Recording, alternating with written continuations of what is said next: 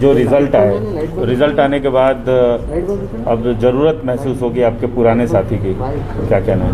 नहीं, देखिए, ज़िंदगी के सफ़र में हमको आपकी ज़रूरत पड़ती है, सबकी ज़रूरत पड़ती है, मगर जहाँ तक मेयर और डिप्टी मेयर इलेक्शन का सवाल है, जब तक state election commission 150 municipal wards का ऑफिशियली रिजल्ट डिक्लेयर नहीं करता है, क्योंकि निरडमेट एक म्यूनसिपल वार्ड का नतीजा आने वाला है, रुका हुआ है कोर्ट के कुछ फैसले की वजह से, और उसके बाद ही ये प्रोसेस शुरू होगा मेयर और डिप्टी मेयर का।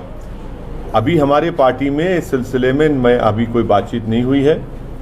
मैं अपने पार्टी के जिम्मेदार एमएलए से तमाम लोगों से बात करूंगा, और ना टीआरएस से हमारा कोई कांटेक्ट, ना हम उनसे करें ना वो हमसे किए, तो जब भी टाइम है उसके लिए।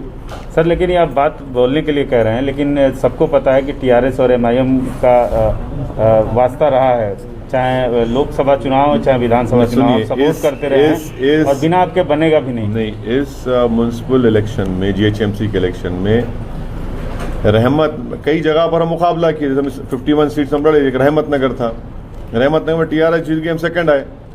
हम तो कोशिश की टीआरएस खराने की, वहाँ पर टीआरएस ने हम हमारे कैंडिडेट्स खराने की कोशिश की, तो ये बात बिल्कुल गलत है, ये इसमें कोई सच्चाई नहीं है। बीजेपी ने जो इस तरह से जो आश्चर्यजनक जीत बीजेपी की हुई, आश्चर्यजनक, और जो पिछले बल्दिया के चुनाव से देखा जाए, जो इस बार जीत, हमारा 44 जीतना आपके लिए ताज्जुब की बात नहीं है। आपने तो बस भाई जितना था उतना अरे भाई, इनका कितना हुआ? 150 लड़े ये लोग, और 36% सक्सेस रेट इनका, स्ट्राइक रेट। हमारा 86% है। ये आपको देखना चाहिए कि अगर हम लड़ लेते 70-80, तो भाई साहब फिर तो सबकी टाई टाई कर दिए थे हम। नहीं, हमेशा आप बीजेपी की मुखालफत करते रहते हैं, रोकने की बात करते हैं। हाँ। लेकिन बीजेपी हैदराबाद में, और जो कहा जाता है कि आपका शहर माना जाता है, उसमें हमारे कॉन्स्टिट्यूंसी में बीजेपी कहाँ जीती? बताइए। हम 44 हैदराबाद में म्यूनसिपल वार्ड्स हैं, 34 हम लड़े, 33 हम जीते, 5 साल पहले भी जीते थे। क्या किया बीजेपी ने? सर्जिकल स्ट्राइक, जिन्ना, अफगानी, रोहिंग्या, वो यूपी के मुख्यमंत्री को लाए, 3 वार्ड हार गए। अमित शाह को गृह मंत्री को लेकर आए, वो आपका घासी बाजार हार गए। अरे इतना रीड मत करिए, ये वक्तिया कामयाबी है, ज़्यादा दिन नहीं चलने वाला है ये। अच्छा, टीआरएस के खिलाफ आप लड़ रहे थे, लेकिन एक सेकुलर पार्टी, जिसको आप सेकुलर पार्टी बोलते रहे हैं, उसकी इतनी ज़बरदस्त हार हुई है, इस पर आपका क्या कहना है? ये जनता का वर्डिक्ट है, इसमें क्या है? उसमें जनता का वर्डिक्ट है, जनता का वर्डिक्ट है। और ये Hyderabad, greater Hyderabad municipal corporation जो वर्डिक्ट है, वो किसी पार्टी के लिए मैंडेट नहीं है। हैदराबाद की जनता ने ना एमआईएम को डिसाइसिव मैंडेट दिया, ना बीजेपी को दिया, ना टीआरएस को दिया। इस मैंडेट की इज्जत करना जरूरी है, इस मैंडेट को समझना जरूरी है। तो ये जो मैंडेट आया, उस ट्रेंड को देखते हुए आपको 2023 में खतरा नहीं महसूस हो रहा है? देखिए, एक बात समझिए, जीएचएमसी यकीनन तेलंगाना का हिस्सा है, मगर जो मेनलैंड तेलंगाना है, वहाँ पर तेलंगाना की एक फीलिंग है, एक रीजनल एस्पिरेशन है, वहाँ पर बिल्कुल मुख्तलिफ पॉलिटिकल डेमोग्राफी है। और बहुत हद तक मैं ये समझता हूँ कि केसीआर उन तमाम चीज़ों का एक रिफ्लेक्शन करता है, उनकी पार्टी नहीं।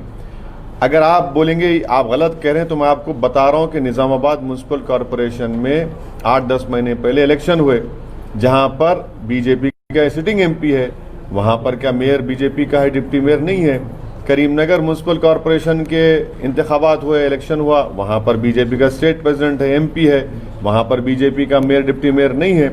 तो इसीलिए हम कह रहे हैं कि आप बहुत ज़्यादा इसको रीड मत करिए, इस डिसीजन को। मेरा मानना यह है कि आज भी टीआरएस एक फॉर्मिडेबल फोर्स है मेनलैंड तेलंगाना में। यकीनन जो नतीजा आया है, केसीआर को सोचना पड़ेगा कि क्यों ये नतीजा आया। और हमको यकीन है कि एक मंजेवे सियासतदान है, जिन्होंने अकेले अपनी इस पार्टी को खड़ा किया है, वो देखेंगे उस बातों को। मगर ये मेरा काम नहीं है कि मैं किसी के पार्टी के अंदरूनी मामलात में तबसरा करूं, उनको फैसला करना है, वो बेहतर जानते हैं कि क्या करना है नहीं करना। सर ये क्या वजह है कि जब चुनाव होता है बीजेपी आपको आप पे अटैक करती है, आप बीजेपी पे अटैक करते हैं, हाँ। और वहाँ पे बीजेपी गेन कर जाती है। आपका फायदा या नुकसान नहीं होता है, अगर फायदा भी होता है या नुकसान भी होता है, लेकिन बीजेपी गेन करती है, ये क्या वजह है? कहाँ बीजेपी गेन की? हर जगह। और सुनिए, औरंगाबाद की जो MP सीट थी 22-23 साल शिवसेना के पास थी, इम्तियाज जलील हरा दिए, कांग्रेस नहीं हरा पाई थी।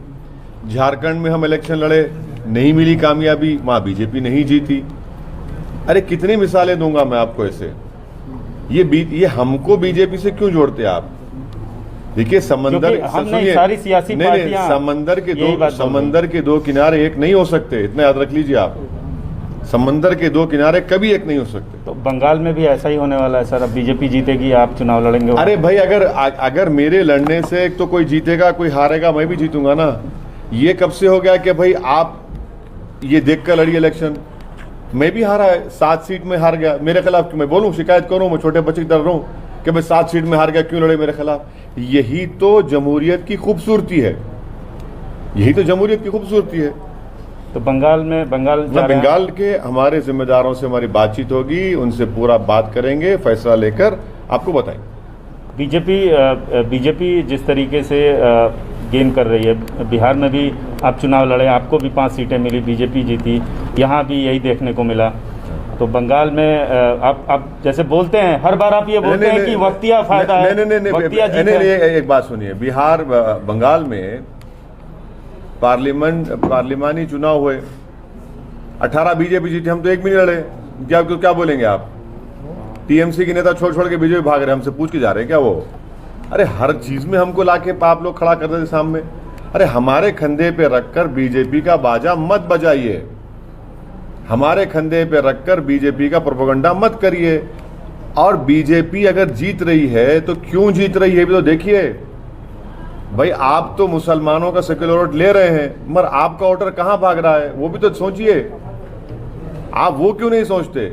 जिस दिन ये तमाम जो अपने आप को सेक्युलर कहते हैं वो इस चीज को सोचेंगे, समझेंगे, प्लान आउट करेंगे, तभी जाकर बीजेपी से मुकाबला कर पाएंगे।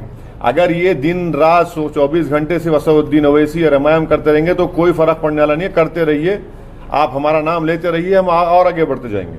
यानी बीजेपी भी आगे बढ़ती जाएगी। अब बीजेपी आगे बढ़ रही है तो इनकी वजह से बढ़ रही है।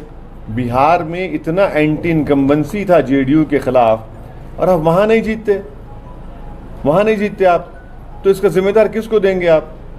अरे भाई आप नहीं जीत पा रहे तो हमको आप इनकी वजह से, तो ठीक है बोलिए, कोई बात नहीं। हैदराबाद की जनता कब तक उम्मीद करे अपने नए मेयर? अभी तो ये तो प्रोसेस उसका है, उसका एक स्टैट्यूट है, एक्ट है, उसके मुताबिक जब एक्ट आएगा, लॉ आएगा तो फैसला होगा। अगर मेयर एमआईएम के हिस्से में आता है, कोई फैसला नहीं हुआ है हमारी पार्टी में। जब बातचीत होगी, फैसला होगा, जब वक्त आएगा तब आपको बताएंगे। बीजेपी MLA बस